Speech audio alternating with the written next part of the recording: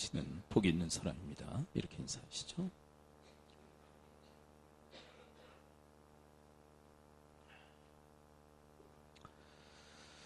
네, 고대 사회에 있어서 성과 성문은 아주 중요한 역할을 하죠. 성중에 거하는 백성들을 보호하고 또 지키는 그런 역할을 성과 또 성문이 하게 되어집니다. 그래서 성과 성문은 그 사회의 안전망이라고 이야기할 수 있겠죠. 그런데 그 성이 무너지고 성문이 불타면 적들이 마음껏 들어와서 약탈하고 수탈할 수밖에 없는 것이죠. 오늘 본문에 바로 그 예루살렘의 형편을 그렇게 이야기를 하고 있습니다. 오늘 본문 1장 우리 3절을 함께 읽어볼까요? 3절에 보면 예루살렘, 이스라엘의 그 안전망이 어떻게 되었다라고 성경은 이야기를 합니까? 1장 3절 함께 읽어볼까요? 시작. 그들이 내게 이르되 사로잡힘을 면하고 남아있는 자들이 그 지방 거기에서 큰 환난을 당하고 능욕을 받으며 예루살렘 성은 허물어지고 성문들은 불탔다 하는지라. 성이 무너지고요. 또 성문이 불탔다면 결과는 뻔하겠죠. 적들이 그냥 수시로 마음껏 들어왔다가 나가는, 그래서 수탈하고 약탈하는 것은 비일비재하게 일어났던 그런 사건이었음을 우리는 어느 정도 상상할 수 있습니다. 그래서 그 예루살렘 성, 그 이스라엘에 있는 사람들이 큰 환난을 당하고 능욕, 수치를 당했다라고 이야기를 하고 있는 것이죠. 이와 마찬가지로 우리 사회도 안전망이 무너질 대로 무너졌다라고 생각할 수밖에 없는 그런 환경에 있죠. 그래서 많은 국민들이 지금 큰 환난을 당하고 있다라고 해도 과언이 아닐 정도이죠. 느헤미야 시대와 우리 시대가 어떻게 보면 오버랩될 정도로 많이 흡사 닮아있는 모습들을 확인하게 되어집니다. 그로 인하여서 느헤미야는 수일 동안 울며 슬픔의 그런 시간들을 보내게 되어집니다. 자, 그런데 느헤미야는 그런 슬픔의 자리에 앉아있는 것이 아니라 바로 하늘의 하나님 앞에 나가고 있는 모습을 보여주고 있죠. 오늘 보면 4절을 함께 읽어보도록 합니다. 슬픔의 자리에서 그는 불현듯 일어나 하늘의 하나님 앞에 나갑니다. 4절을 함께 읽어봅니다. 시작. 내가 이 말을 듣고 앉아서 울고 수일 동안 슬퍼하며 하늘의 하나님 앞에 금식하며 기도하여.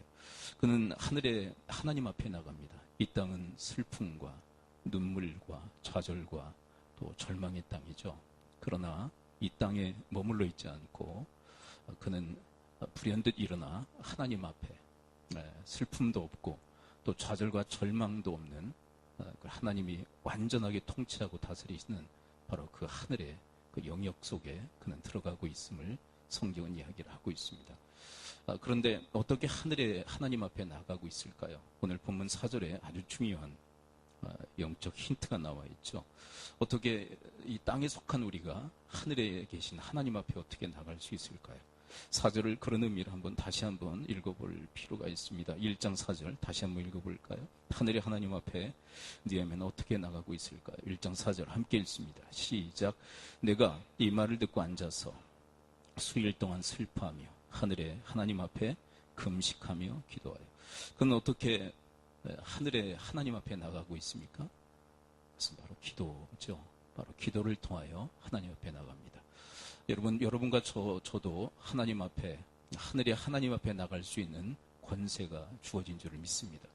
근데 권세만 있다고 저절로 나가는 게 아니라 기도를 통해 나갈 수 있다는 것이죠. 그러므로 사랑하는 성도 여러분, 이 느헤미야처럼 기도를 통하여 하늘의 하나님 앞에 나갈 수 있게 되기를 축원을 드립니다. 우리는 이 땅에서 살지만 하늘에 속한 자로 살아야 됩니다. 하나님 앞에서 살아야 되겠죠. 그러기 위해서는 반드시 기도가 필요하다는 것이죠. 그렇다면 이 하늘의 하나님 앞에 왜 기도를 통해서 나갈까요? 단순한 이유에 하나님의 도움을 받기 위해서 나가는 것입니다. 여러분, 우리도 기도를 통하여 하나님 앞에 나가야 되는데 이유가 있다면 단순히 우리가 그 하늘의 하나님께 도움을 청하고 도움을 받기 위해서 나가는 것입니다. 그래서 히브리서 4장 16절에서 이렇게 말씀하시죠. 그러므로 우리는 긍휼하심을 받고 때를 따라 돕는 은혜를 얻기 위하여. 자, 한번 따라서 봅니다. 때를 따라 돕는 은혜를 얻기 위하여. 그렇죠? 은혜의 보좌 앞에 담대히 나갈 것이니라. 우리가 하나님께 도움의 은혜를 받기 위해서 하나님 앞에 나가야 할 줄을 믿습니다. 근데 그 나가는 통로가 뭐라고 성경 이야기를 하고 있습니까? 바로 기도다라고 이야기해요. 여러분들은 이 땅에 속한 자로 이 땅에 매여서 사는 것이 아니라 이 땅을 초월해서 하늘 아버지 앞에 날마다 나가는 기도의 사람들이 되실 수 있게 되기를 축원을 드립니다. 그런데 이 느헤미야의 기도의 모습을 보게 되면 좀 특별한 면을 발견할 수 있는데요. 어떻게 기도했다라고 이야기하고 있죠?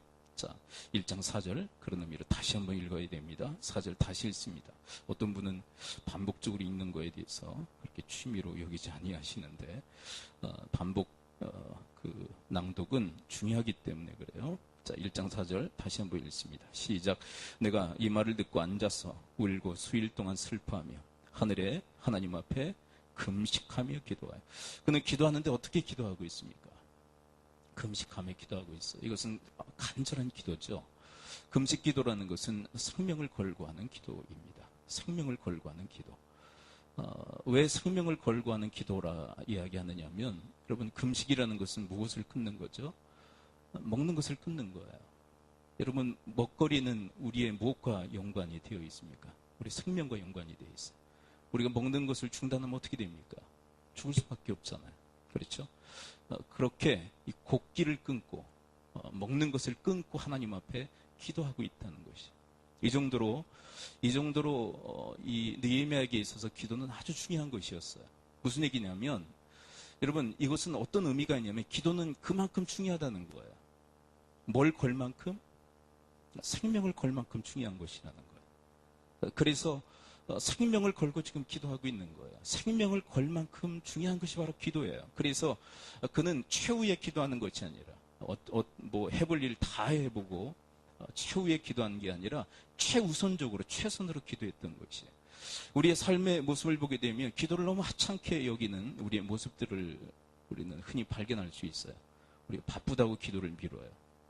또 힘들다고 기도를 미루고요. 피곤하다고 기도를 미뤄요. 그만큼 우리는 기도에 대해서 무지한 것입니다. 기도가 중요한 것을 잘 모르기 때문에 자꾸 미루고 하지 않는 것이에요. 이거 바쁜 일 끝내고 또 피곤한 것 좀 회복되면 그리고 힘든 것 좀 어느 정도 마무리되면 기도하겠다. 그러니까 할 거 다 하고 나중에 기도하겠다. 그만큼 후순위로 미루는 이유가 있다면 그것은 기도에 대해서 정확히 그 중요성을 모르기 때문에 그 무게가 얼마나 무거운지를 모르기 때문에 우리는 기도를 자꾸 미루는 것입니다. 내일도 할 수 있으니까 뭐 모레도 아니 일주일 후에도 아니 한 달 후에도 할 수 있으니까 자꾸 미뤄요.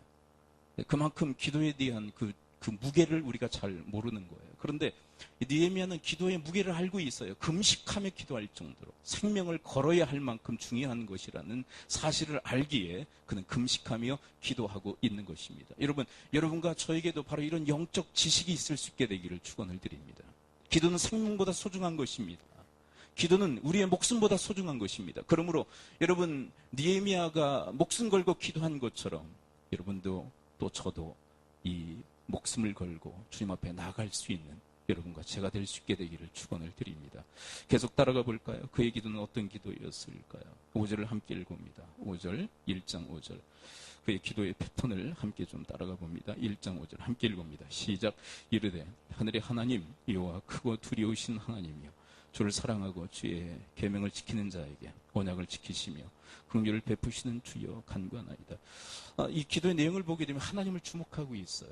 기도에 있어서 가장 중요한 것은 하나님임을 이야기를 하고 있는 거예요. 우리 사람 편에서는 응답, 문제 해결, 소원 성취 거기에 초점이 맞춰져 있지만 기도의 정수는 뭐냐면 하나님이에요. 따라서 보겠습니다. 기도의 핵심은 하나님이다. 그렇죠. 왜 그럴까요? 응답도 중요해요. 중요하지 않다는 얘기야. 소원 성취도 중요해요. 문제 해결도 중요해요. 그러나 그것을 허락하시는 하나님이 더 중요한 줄을 믿습니다. 우리 그 아이들 자라는 걸 보면 이제 미성숙한 아이들은 아빠가 이제 밖에 나가서 들고 온 선물을 이제 가지고 오게 되면 어디에 많이 관심이 있습니까? 어린 아이들은 아빠입니까? 선물입니까? 선물 받아 들고는 아빠는 뭐 본체만 채하고 그러니까 선물만 열어보고 선물로만 이렇게 만족해야 하지 않습니까? 그런데 아이들이 자라면 어떻게 될까요? 자라면 여전히 선물에만 초점이 맞춰져 있습니까? 선물을 가지고 온 아버지에게 초점이 맞춰집니까? 자라게 되면. 그렇죠? 자라게 되면 선물을 가지고 온 아버지에게 초점이 맞춰지는 거예요. 아버지를 주목하게 되는 거예요. 여러분, 우리의 신앙도 마찬가지예요. 어린 신앙인들은 하나님께 주시는 응답, 문제 해결, 소원 성취, 거기에 초점이 맞춰져 있어요. 그리고 하나님은 아랑곳하지 않고 하나님이 주신 거에 매달려 살아가는 경우들이 얼마나 많은지 몰라요. 그건 있을 수 있어요. 그러나 어린 아이들, 어린 신앙인들에게 있을 수 있는 일이지 성숙한 신앙인들에게 계속 그게 따라다니면 안 된단 말이에요. 여러분, 여러분들과 저의 신앙이 성숙해서 응답하시는 그 하나님, 문제를 해결해 주시는 그 하나님, 우리의 소원을 이루어 주시는 그 하나님께 주목하고 그 하나님께 초점을 맞추는 인생을 살아갈 수 있게 되기를 축원을 드립니다. 그래서 나중에 우리 인생 속에 남는 것은 응답, 문제 해결, 소원 성취, 그것만이 남는 것이 아니라 우리의 인생 속에 하나님이 충만히 남을 수 있는 여러분과 제가 될 수 있게 되기를 축원을 드립니다. 자, 그리고 계속 따라가 볼까요? 그의 기도 6절을 함께 읽어봅니다. 1장 6절을 읽어봅니다. 1장 6절을 함께 읽습니다. 시작. 이제 종이 주의 종들인 이스라엘 자손을 위하여 주야로 기도하오며 우리 이스라엘 자손이 주께 범죄한 죄들을 자복하오니 주는 귀를 기울이시며 눈을 여시사 종의 기도를 들으시옵소서. 나와 내 아버지의 집이 범죄하여.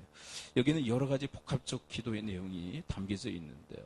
6절에서 처음 이렇게 이야기하죠. 이제 종이 주의 종들인 이스라엘 자손을 위하여. 이스라엘 자손을 위해서 기도하고 있어요. 여러분, 느헤미야는 자기 자신을 위해서 기도하고 있는 것이 아니라 누구를 위해서 기도해요? 자기 자신입니까? 이스라엘 백성들입니까? 이스라엘 백성들을 위해서 기도해요. 이것을 뭐라고 얘기합니까?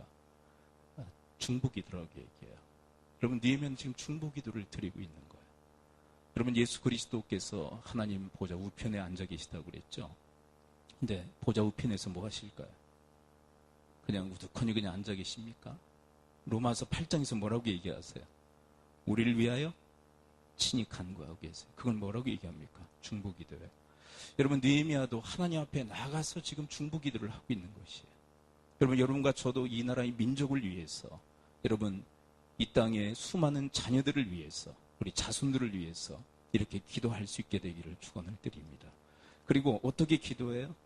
이스라엘 자손을 위하여. 어떻게 해요? 이스라엘 자손을 위하여 따라서 해봅니다. 주야로 기도하였다. 그렇죠. 주야로 기도했다는 것은 무엇을 의미할까요? 주야로 기도했다는 것은 뭘 얘기해요? 계속 쉬지 않고 기도했다는 거예요. 이스라엘 백성들을 위해서 중보기도를 쉬지 않고 계속해서 기도했다는 거예요.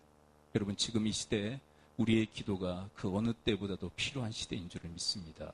계속 쉬지 않고 이 땅을 위해서, 이 나라 이 백성을 위해서, 또 이 나라 이 민족을 위해서 계속 우리가 깨어서 기도해야 할 때인 줄을 믿습니다.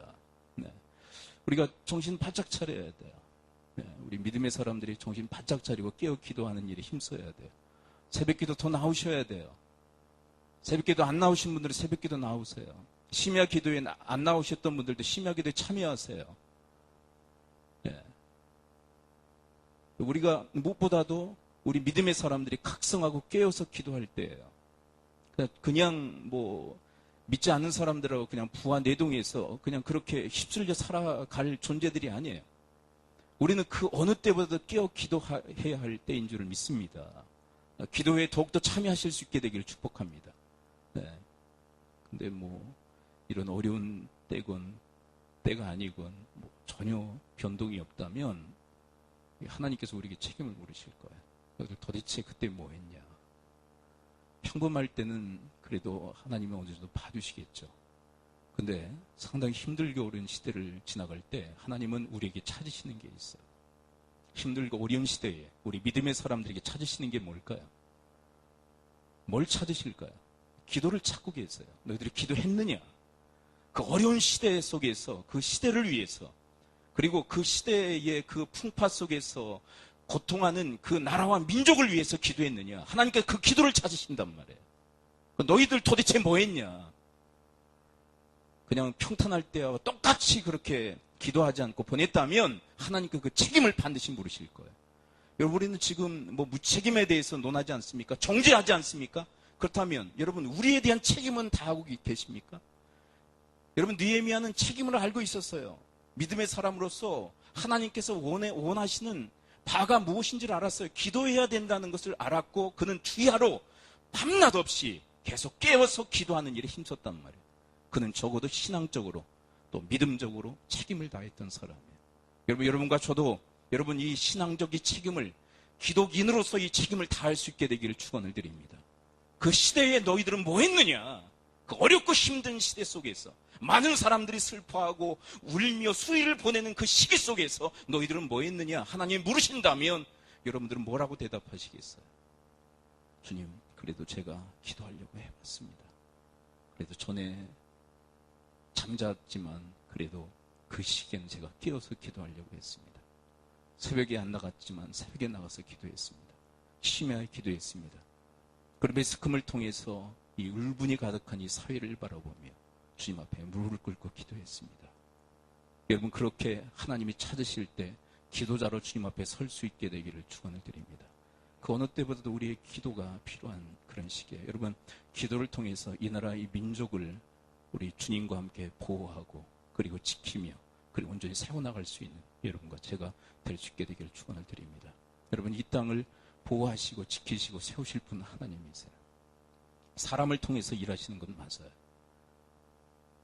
그러나 여러분 궁극적으로 하나님께서 이 땅을 보호하시고 이 땅을 지키시고 세우실 분이에요. 여러분 그분 앞에 나가서 여러분 이 느헤미야처럼 주야로 간구할 수 있게 되기를 축원을 드립니다. 가슴을 치고 슬퍼하고 애통해하고 울고만 있어서는 안 돼요. 여러분 그런 슬픔의 소식들 안타까운 소식을 접할 때마다 주님 앞에 더욱더 여러분들 무릎을 꿇고 기도로서 나갈 수 있게 되기를 축원을 드립니다. 그리고 무엇을 기도하고 있죠? 6절 중반에 초점을 맞춰서 다시 한번 읽어볼까요? 자, 6절 이스라엘 자손을 위해서 주야로. 그 다음에 6절 중반에 맞춰서 함께 다시 읽어봅니다. 6절이요. 시작. 이제 종이 주의 종들인 이스라엘 자손을 위하여 주야로 기도하며 우리 이스라엘 자손이 주께 범죄한 죄들을 자복하오니 주는 귀를 기울이시며 눈을 여시사 종의 기도를 들으시옵소서. 나와 내 아버지의 집이 범죄한. 여러분 무엇을 기도하고 있어요? 지금 회개의 기도를 드리고 있어요. 자복하고 있어요. 근데 이 내용을 보게 되면 자기의 죄만을 자복하고 있지 않아요. 이스라엘 자손의 죄악. 이스라엘 자손의 죄악. 여러분 우리의 민족적 죄악이 있지 않습니까? 우리 백성들의 죄악, 이 나라 이 민족의 죄악이 있지 않습니까? 그거 가지고 여러분들이 느헤미야처럼 주님 앞에 자복하며 회개할 수 있게 되기를 축원을 드립니다. 왜냐하면 운명 공동체예요. 남 얘기입니까? 따랐습니다. 우리 얘기다. 내 얘기다. 그렇죠? 남 얘기입니까? 잘못하고 죄를 범하고 그런 일들을 저지른 그 사람들의 문제입니까? 그게 아니에요. 주님은 운명 공동체로 묶어주셨다는 것을 이 느헤미야는 알고 있어요. 그래서 이스라엘의 죄악을 가지고 기도하고 있어요. 그 무능력함과 그 무책임함. 여러분 그것을 붙들고 우리가 주님 앞에 자복하며 회개해야 할 줄을 믿습니다. 여러분 지금 우리의 사회는요. 너무 정죄자들로 가득 지금 팽배해 있지 않습니까? 너나 할 것 없이 손가락질하며 정죄하고 그렇죠. 신랄한 비판과 비난을 가하고 있지 않습니까?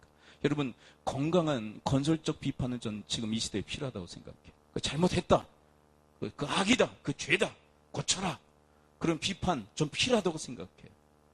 그러나 여러분 그것이 지금 너무 난무하고 있지 않습니까? 신랄한 그 비판을 건설적 비판을 이제 뛰어넘어 신랄한 그 비난과 그 정죄로 가득한 이 사회를 바라보지 않습니까?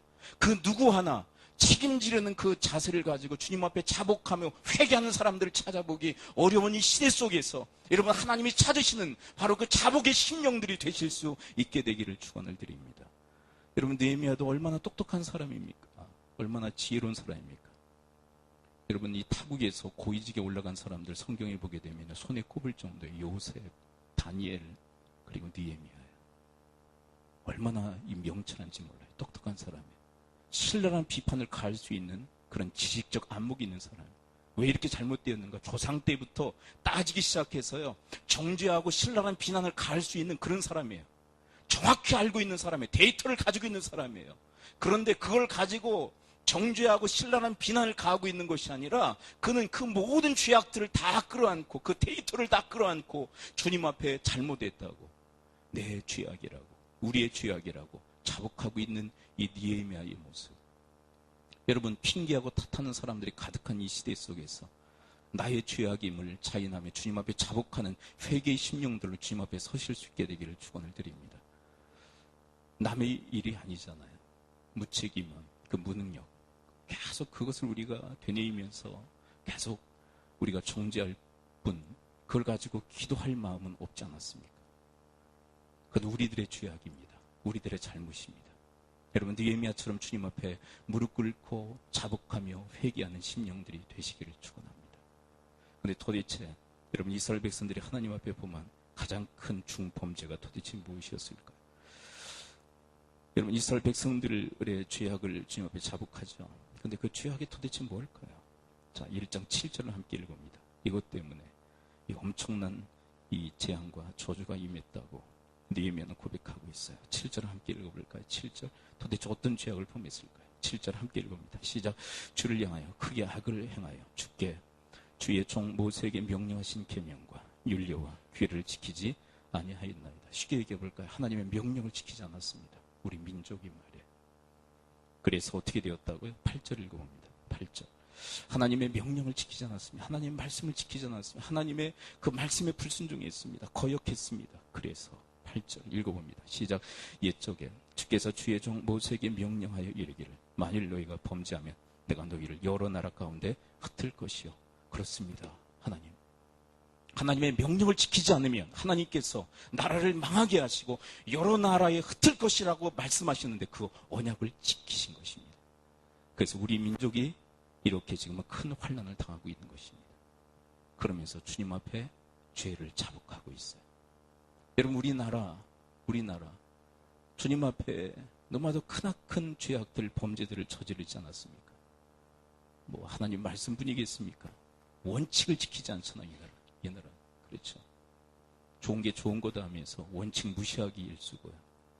정해진 규율들, 법칙들, 법들 지키는 거 우습게 생각했던 것이 우리나라의 민족성 아닙니까? 잘 지키지 않아요. 그래서 이런 엄청난 일들이 일어난 거예요. 여러분, 하나님 말씀뿐만 아니라 원칙을 지키지 않는 이 나라에 이 엄청난 재앙들이 임한 것이. 그래서 이런 결과가 있었습니다. 라고 자인하고 있는 거예요. 자, 그런데 여러분, 느헤미야에게서 발견할 수 있는 중요한 회개의 면모가 있어요. 그는 뉘우치기만 하고 있잖아요. 자복만 하고 있잖아요. 이게 잘못입니다. 이게 죄악입니다. 자인만 하고 있는 것이 아니라 자, 그에게서 발견할 수 있는 중요한 회개의 모습이 있어요. 9절을 함께 읽어봅니다. 1장 9절. 그는 진정한 회개를 주님 앞에 드리고 있는데요. 자복 그 이상을 하고 있어요. 9절 함께 읽어봅니다. 시작. 만일 내게로 돌아와 내 계명을 지켜 행하면 너희 쫓긴 자가 하늘 끝에 있을지라도 내가 거기서부터 그들을 모아 내 이름을 두려고 택한 곳에 돌아오게 하리라 하신 말씀을 이제 청하건대 기억하옵소서. 뭐라고 얘기해요? 근데 하나님의 언약이 뭡니까? 우리가 돌아와 주의 계명을 지키면 하나님도 우리를 흩으셨지만 땅끝에서부터 주님께서 우리를 회복시키실 줄을 믿습니다. 그 언약을 지켜 주옵소서. 그런데 여러분 이 느헤미야의 기도 속에서 중요한 면을 발견하게 돼요. 이 말씀대로 행하면서 이 기도를 드리고 있는 것일까요? 아니면 그냥 말뿐인 기도일까요? 자, 한번 들어보세요. 9절을 제가 다시 읽어보겠습니다. 만일 내게로 돌아와 내 계명을 지켜 행하면 너희 쫓긴 자가 하늘 끝에 있을지라도 내가 거기서부터 그들을 모아 내 이름을 두려고 택한 곳에 돌아오게 하리라 하신 말씀을 이제 청하건대 기억하옵소서. 하나님, 주님께로 돌아와 주의 계명을 지키면 땅끝에 흩어졌다 할지라도 주님께서 다시금 회복시켜 고국으로 돌아오게 하실 줄을 믿습니다. 하나님, 그 언약을 지켜 주옵소서. 여러분, 그 언약을 붙들고 기도하는 이 느헤미야는 도대체 어떤 자일까요? 말뿐일까요? 이렇게 행동하는 자일까요? 행하고 있어요. 그는 돌아왔어요. 주님 앞에. 그리고 주의 계명을 지키며 이 기도를 드리고 있는 거예요. 내가 주님의 계명을 지키고 있지 않습니까? 주님의 언약을 지키고 있지 않습니까? 그러므로 주님도 언약을 지켜주세요. 그 얘기를 하고 있어요. 여러분, 느헤미야는 단순히 기도만 드리고 있는 것이 아니에요. 철저히 주의 말씀을 지키며 기도하고 있는 것이. 여러분, 이번에 여러분 주님 앞에 나가며 기도할 때 여러분과 저도 이 느헤미야처럼 철저히 주의 계명을, 주의 말씀을, 주의 명령을 지키며 주님 앞에 간구하는 기도자들이 되실 수 있게 되기를 축원을 드립니다. 단순히 말뿐이 아니었어요. 돌아오면 돌아오게 하시겠다고 말씀하시지 않았습니까? 언약을 지켜주세요. 그냥 말뿐이 아니라 그는 실제로 주님 앞에 돌아왔고 주의 계명을 지키며 내가 이 언약을 지켜 싸우니 주님도 언약을 지켜달라고 주님 앞에 간구하고 있는 것입니다.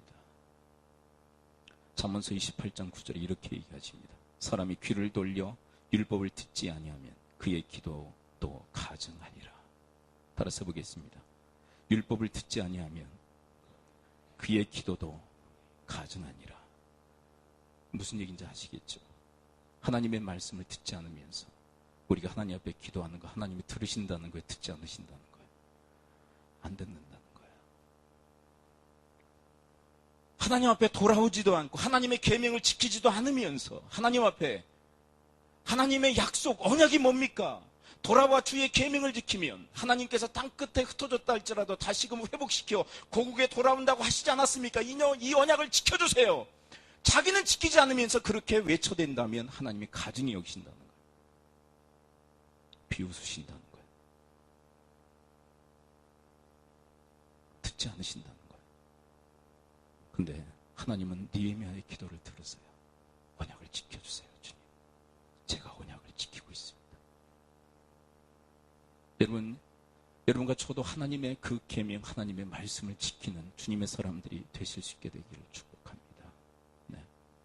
이 시대에 하나님께서 필요로 하시고 찾으시는 사람이 누구냐면 바로 기도자이며, 근데 그 기도를 어떻게 하는 자예요? 하나님 말씀을 지키며 기도하는 자예요. 근데 이 시대의 안타까움이 뭐냐면 가증한 기도자들이 너무 많아요. 가증이에요. 하나님의 가증이 여기시는 기도자들, 율법을 듣지 않으면서 기도하는 가증한 자들. 하나 달라고만 하죠. 그렇죠. 이거 이루시고 문제 해결해 주시고 하나님 뭡니까? 도대체 뭐 하시는 겁니까? 그러면서 따지기나 있었고 문제 해결사로만 하나님을 초청하고 부르는 가증한 기도자들이 이 시대에는 너무나도 넘쳐나고 있지 않습니까? 그러므로 여러분 하나님의 언약을, 하나님의 말씀을 먼저 지키며 주님 앞에 나아가 주님의 도우심을 구하고 주님의 언약 지키심을 주님 앞에 간구할 수 있는 여러분과 제가 될 수 있게 되기를 축원을 드립니다. 이 시대에 하나님을 찾으시는 사람, 기도자입니다. 그런데 어떤 기도자입니까? 하나님의 말씀을 신실히 지키며 기도하는 사람들. 우리가 지난 수요일에 이 말씀 지킴에 대해서 얘기를 했어요. 우상 숭배자들은 절대 말씀을 지키지 않아요. 그리고 온갖 핑계와 탓을 해요. 우리 교회에서 이제 그런 사람 한 사람도 없는 줄 믿습니다. 말씀을 지키자고 그러면 항상 변명하는 게 뭐냐면 말씀을 더 알아야 되겠다. 근데 몰라서 그래요? 그건 비겁한 변명이고 핑계예요. 근데 참 놀라운 것이 뭐냐면 그 공통점이 늘 반박하는 성도들의 그 모습 속에서 나오는 핑계가 뭐냐면 말씀을 더 알아야 되겠다는 거예요. 더 가르쳐 달라는 거예요. 근데 여러분 그 뿌리에는 뭐가 있냐면 우상 숭배가 있는 거예요. 몰라서 안 지키는 게 아니에요. 우상 숭배 뿌리는 자기 숭배예요. 자기가 주인 됐기 때문에 하나님 말씀을 지키지 않는 거예요. 그리고 온갖 것으로 포장하고 있을 뿐이에요. 여러분 이스라엘 백성들이 왜 말씀을 지키지 않았습니까? 자기가 하나님 노릇하고 자기가 주인 노릇했기 때문에 하나님 말씀을 지키지 않는 거예요. 여러분 왜 말씀을 지키지 않느냐? 그거는 말씀을 뭐 많이 알고 모르고 그게 아니에요. 누가 주인이냐, 누가 하나님이냐가 결정타인 거예요. 우리가 왜 말씀을 지키지 않습니까? 내가 하나님 노릇하고 내가 주인 노릇하고 있기 때문에 그래요. 근데 하나님이 내 하나님이시며 여호와가 내 하나님이시고 그분이 내 인생을 통치하고 다스리시는 주님이시라면 성경 지식에 관계없이 하나님 말씀을 지켜요. 그리고 그의 기도를 하나님은 기뻐 받으시는 것입니다. 여러분 이 느헤미야와 같은 그 기도, 계명을 지키며 하나님 앞에 언약을 주장하는, 하나님 앞에 간구하는 그런 주님의 사람들 되실 수 있게 되기를 축원을 드립니다. 그리고 계속해서 그의 기도를 따라가 볼까요? 10절을 함께 읽어봅니다. 10절 함께 읽습니다. 시작. 이들은 주께서 일찍이 큰 권능과 강한 손으로 구속하신 주의 종들이요 주의 백성이니이다. 근데 이 고백을 왜 할까요? 지난주에도 말씀드렸죠. 옛적에 우리를 구속하신 주님, 구원하신 주님. 이 얘기예요. 하나님 이번에도 구원하소서. 우리를 구원할 자는 하나님밖에 계시지 않습니다. 우리를 도와주실 분 하나님밖에 있지 않습니다. 그러므로 우리를 구원하여 주옵소서. 그래서 로마서 10장 13절에서 이렇게 이야기하십니다. 따라서 보겠습니다. 누구든지 주의 이름을 부르는 자는 구원을 받으리라. 그렇죠. 여러분, 누가 기도해요? 오직 하나님이 구원이심을 믿는 자만이 기도해요. 그리고 그렇게 기도할 때 하나님이 우리에게 구원의 은총을 허락해 주실 줄을 믿습니다. 이 간절함을 가지고 느헤미야는 기도했어요. 그리고 그 기도의 응답이 11절부터 시작되기 시작해요. 네. 기도를 하나님이 응답하기 시작하세요. 그를 들어 그 무너질 대로 무너진 그 이스라엘의 역사를 다시금 회복시키시는, 안전망이 완전히 무너지지 않았으면 성이 무너지고 그리고 성문이 불탄 이 성을 다시 재건하고 불탄 성문을 다시금 재건하는 그 일을 하나님은 느헤미야를 통해서 역사하세요. 여러분과 저도 이 역사의 한 무대에서 이 위기의 이 한국, 이 조국, 이 한복판에서 여러분 하나님의 그 손에, 그 능하신 손에 붙들려 귀하고 능하게 쓰임 받을 수 있게 되기를 축원을 드립니다. 지금은 그 어느 때보다 하나님의 기도의 자들을 찾으세요. 여러분, 그 에스더서를 보게 되면 그 에스더 시대에도 이스라엘 민족이 위기를 만나죠. 전멸할 수밖에 없는 그런 위기를 만나요. 근데 그 사촌 오빠가 그런 얘기를 해요. 모르드게가 네가 왕후가 된 것이 이때를 위함이 아니냐. 네가 나서라. 그래서 이 민족을 살려라. 네가 나서지 않으면 하나님께서 너와 너의 가문을 다 버리실 것이다. 그리고 다른 사람을 통해서 이 민족을 구원하실 것이다. 그러나 너는 하나님과 관계가 없을 것이다. 강경하게 얘기를 해요. 그때 에스더는 죽으면 죽으리이다. 죽음을 각오하고 금식하며 기도하여 준비해서 민족을 살리기 위해서 나섭니다. 여러분, 이때 지금 이 시기에 성이 무너지고 성문이 불타고 그래서 백성들이 큰 환난을 당하는 이 시기에 우리가 주님 앞에 나서야 할 줄을 믿습니다. 찾으세요. 기도자들을 찾으세요. 믿지 않는 자들 중에서 찾으시는 게 아니에요. 믿는 자들 중에서 기도자를 찾으세요. 이때를 위함이 아닙니까? 우리가 기독인으로서 하나님의 사람들로 부르심을 받은 이유가 뭡니까? 이때를 위함이 아닙니까? 주님 앞에 간절히 기도하고 또 기도해야 될 바로 그 시기가 지금인 줄 믿습니다. 그냥 헌으로만 듣지 않았으면 좋겠어요. 헌으로만. 네.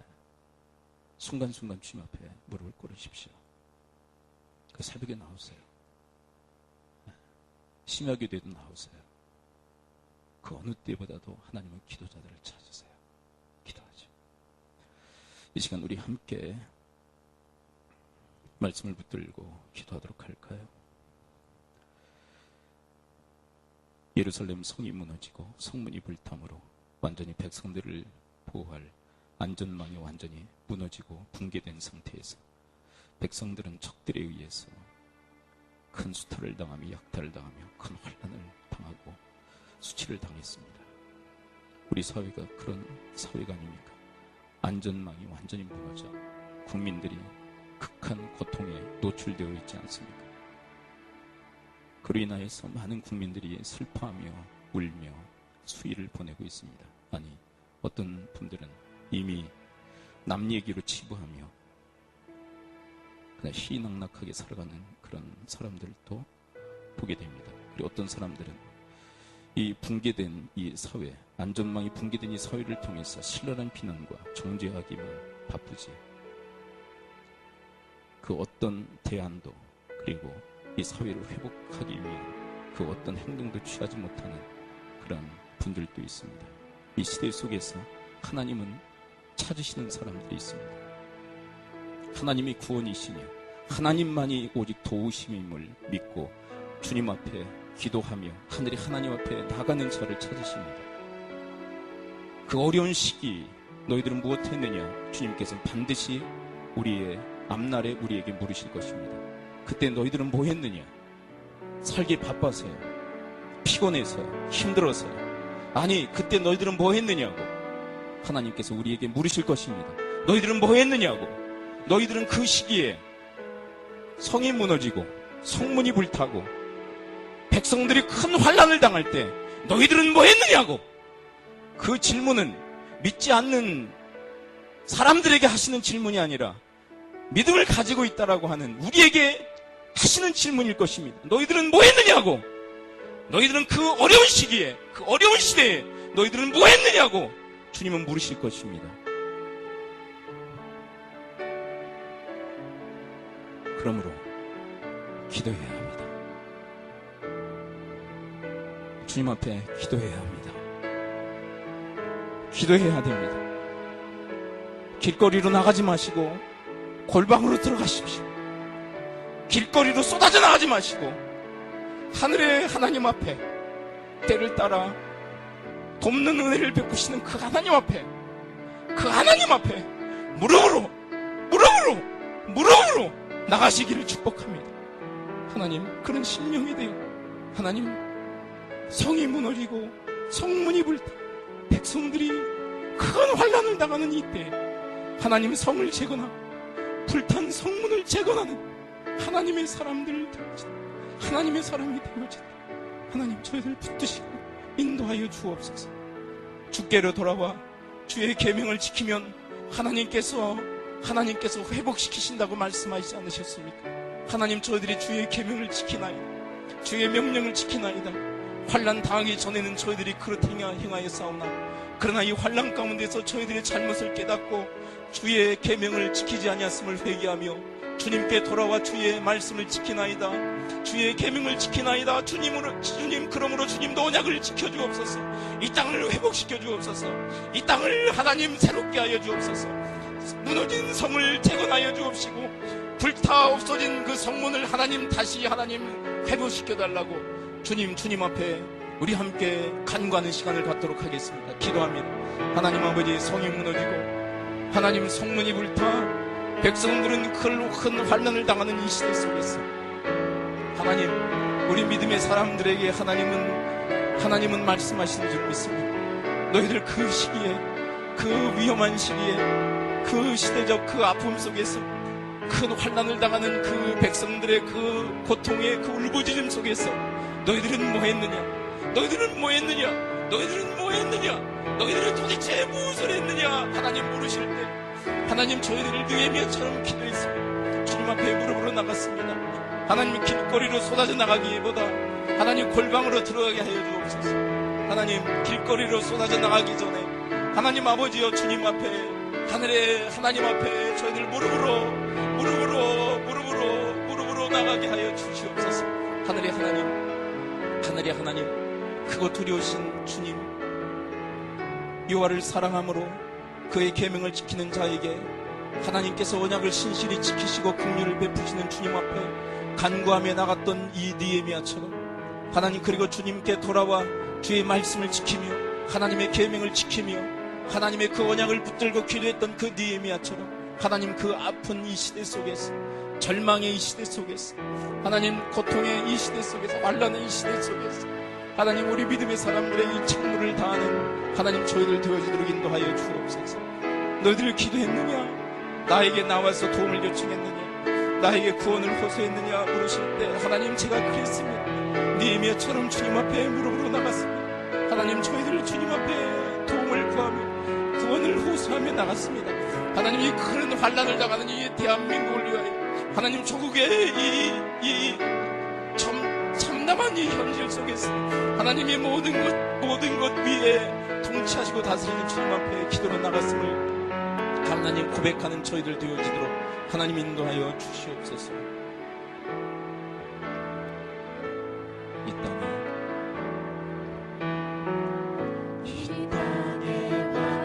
만무함을 보소서.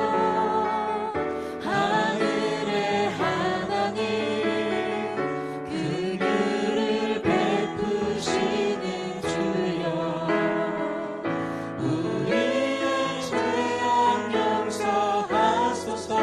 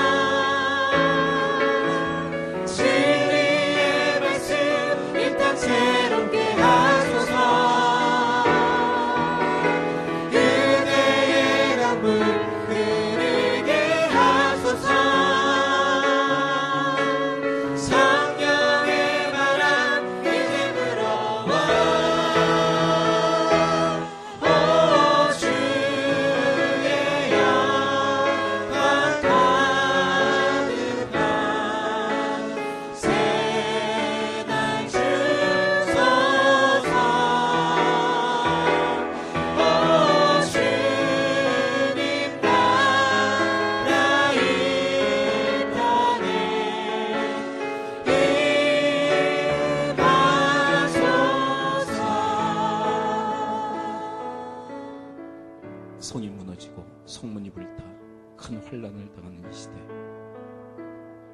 이 조국의 현실, 그리고 그 속에서 아파하고 눈물을 흘리는 수많은 국민들, 이 한복판에서 하나님은 저들에게 기도를 요청하시는 줄 믿습니다.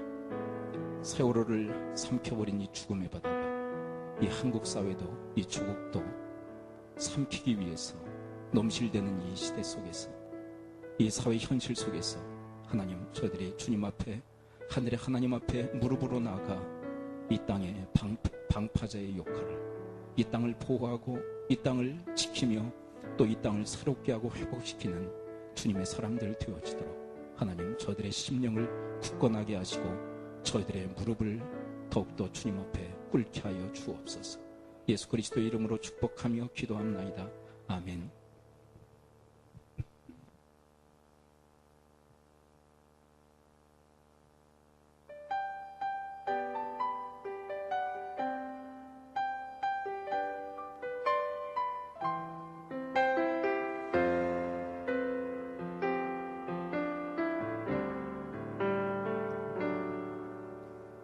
이곳에 임하신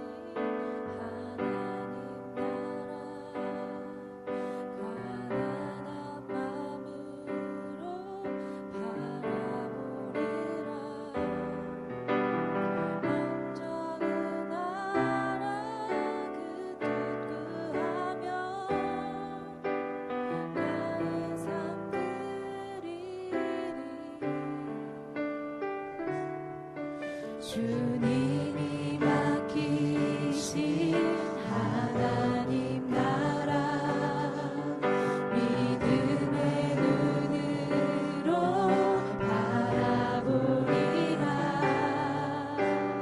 하늘의 뜻이 이 땅 가운데 완성될 그날까지 믿음 다하여 그 위에 서리라. 하나님의 나라는 무너지지 않으니 믿음 다하여 그 나라 세워가리라. 주님 곧 오실 때까지.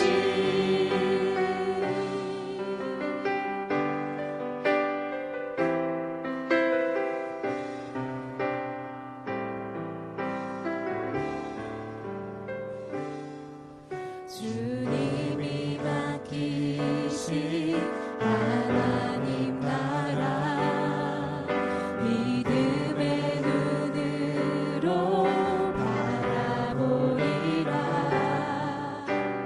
하늘의 뜻이 이 땅 가운데 완성될 그날까지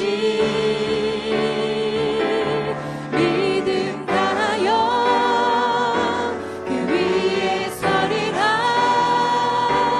하나님의 나라는 무너지지 않으리. 믿음 다하여 그 나라 세워가리라. 주님 곧 오실 때까지 믿음 다하여 그 위에 서리라. 하나님의 나라는 무너지지 않으리. 믿음 다하여 그 나라 세워가리라. 주님 곧 오실 때까지. 주님 곧 오실 때까지.